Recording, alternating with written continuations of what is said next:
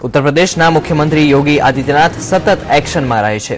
उत्तर प्रदेशને બનાવવા માટે રોજ એક નવા નિર્ણય કરી રહ્યા છે। આ કડીમાં યુપી સરકારના મંત્રી શ્રીકાંત શર્માએ પ્રેસ કોન્ફરન્સ કરીને કેટલાક નવા નિર્દેશ મીડિયાની સામે રાખ્યા છે। શ્રીકાંત શર્માએ કહ્યું છે કે મંત્રીઓ 100 દિવસ બાદ મંત્રી પોતાનું રિપોર્ટ કાર્ડ મુખ્યમંત્રી યોગી આદિત્યનાથને આપશે। આ સિવાય મુખ્યમંત્રી યોગીએ ડીએમ અને પોલીસ કેપ્ટનને ફરમાન સંભળાવ્યું છે, જેમાં ડીએમને જિલ્લાનું નિરીક્ષણ કરવાનો પણ આદેશ આપવામાં આવ્યો છે। आह्वान किया गया है कि अपना जो विभाग है उसमें तो आपको कार्य करना ही है। अन्य जो आपको जिले दिए हैं क्योंकि सभी मंत्रियों को दो जिले आवंटित हुए हैं। स्वतंत्र प्रभाग के मंत्रियों को ये दो जिले आवंटित हुए हैं। राज्य मंत्रियों को एक जिला आवंटित हुआ है। 100 दिन के बाद हमारी सरकार एक रिपोर्ट कार्ड भी जनता के सामने रखेगी। तो अभी जो हमने अलग अलग विभागों का प्रस्तुतिकरण किया, 100 दिन के बाद सभी मंत्री अपने अपने विभागों का प्रस्तुतिकरण माननीय मुख्यमंत्री जी के समक्ष करेंगे और जिन जिन विभागों को जो टास्क दिया है वह टास्क हमको समय के रहते पूरा करना है। यूपीना लखनऊમાં 7 पेट्रोल पंप पर चीप लगावीने पेट्रोलनी चोरी करतो होવાનો ખુલાસો થયો છે। ઉત્તર પ્રદેશના એસટીએફ અને જિલ્લા પ્રશાસને આ ગોરખ ધંધાનો ભાંડફોડ કર્યો છે। તપાસમાં જાણવા મળ્યું છે કે કસ્ટમર્સને ઓછું પેટ્રોલ આપવામાં આવી રહ્યું છે।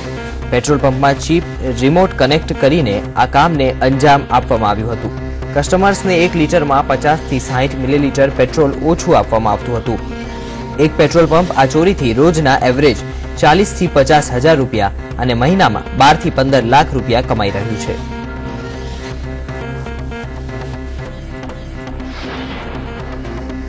પ્રિયંકા ગાંધીએ ગેરકાયદેસર કમાણીથી હરિયાણામાં જમીન ખરીદવાના આરોપને નકારી દીધો છે। પ્રિયંકાએ આરોપોનું ખંડન કરતા એક નિવેદન આપ્યું, જેમાં તેમણે કહ્યું કે હરિયાણામાં જમીન ખરીદવા માટે બધા રૂપિયા તેમણે ખુદ ભર્યા છે। આ રૂપિયાનો તેના પતિ રોબર્ટ વાડ્રા કે તેની કોઈ પણ કંપની સાથે કોઈ સંબંધ નથી। તમને જણાવી દઈએ કે પ્રિયંકાએ 2006માં હરિયાણાના એક ગામ અમીપુરમાં 5 એકડ કૃષિ ભૂમિ ખરીદી હતી, જેના માટે તેને 15 લાખ રૂપિયા ચૂકવ્યા હતા। तो सेंटर फॉर मीडिया स्टडीज तरफथी करवामां आवेला एक सर्वेमां सौथी भ्रष्ट राज्य विषे खुलासो करवामां आव्यो छे। सर्वे अनुसार कर्नाटक देशनो सौथी भ्रष्ट राज्य छे। सर्वे दरमियान सेवाओं माटे रिश्वत आपवामां लोकोना अनुभवना आधारे कर्नाटकने भ्रष्ट राज्योनी सूचीमां सर्वप्रथम स्थान मळ्युं छे।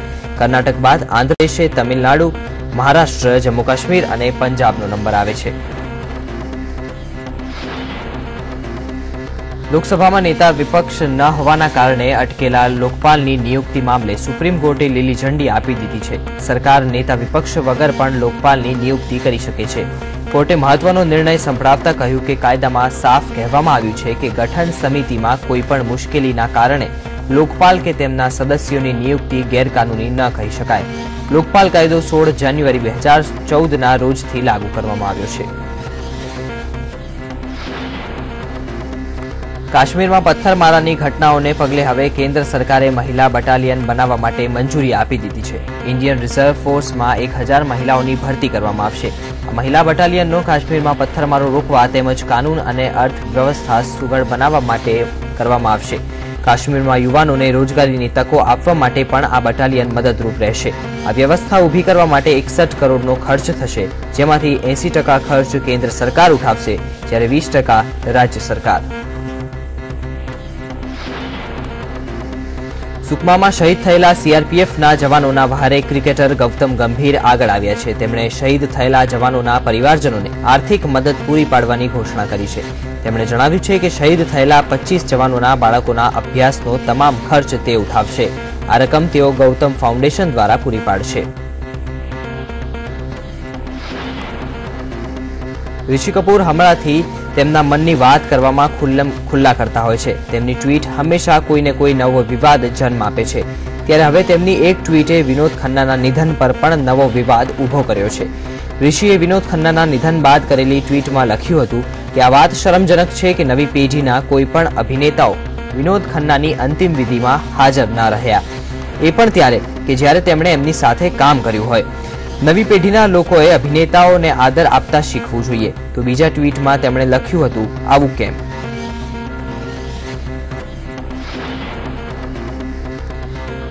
એડમિશન આઈઆઈટી અને એમએનઆઈટીમાં એડમિશન માટે લેવામાં આવતી પરીક્ષા JEE પરિણામ જાહેર થઈ ગયું છે, જેમાં રાજસ્થાનના ઉદયપુરમાં રહેતો કલ્પિત નામનો યુવક પ્રથમ સ્થાન પ્રાપ્ત કર્યું છે।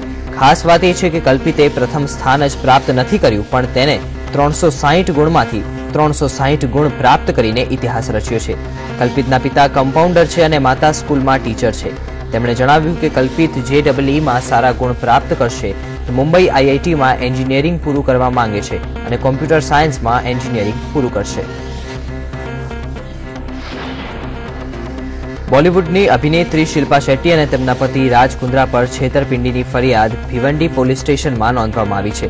શિલ્પા શેટ્ટી પર એક કંપનીમાં ₹9 કરોડ રૂપિયાનું રોકાણ કરવાનો મામલોમાં આરોપ લગાવવામાં આવ્યો છે। આ કંપની શિલ્પા શેટ્ટી પોતે ચલાવતી હતી। આ કેસ શિલ્પા અને રાજની home company shopping channel best deal TV સાથે જોડાયેલો છે।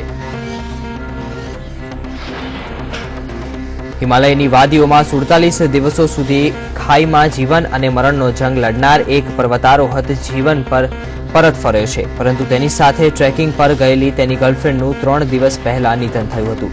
આ તાઇવાનની કપલને શોધવા માટે રેસ્ક્યુ ઓપરેશન ટીમ હેલિકોપ્ટરથી પહોંચી હતી। તાઇવાન મેડિકલ યુનિવર્સિટીના બંને વિદ્યાર્થીઓ 47 દિવસ પહેલા ગુમ થયા હતા।